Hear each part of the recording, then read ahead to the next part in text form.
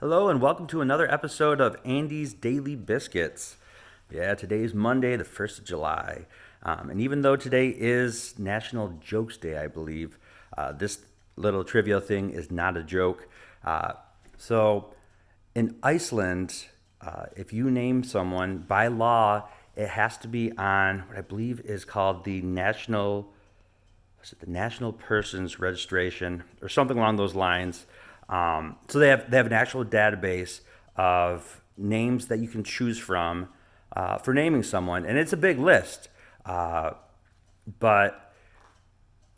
you can't just make something up. It has to be within that list, and they do have a process where you can apply to have a name added to the list.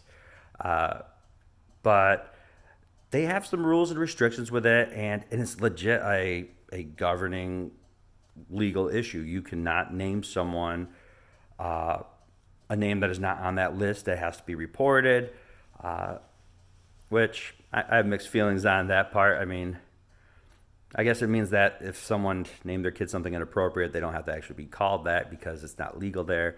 But on the another positive side is, what if the parents didn't know how to spell at all or whatever?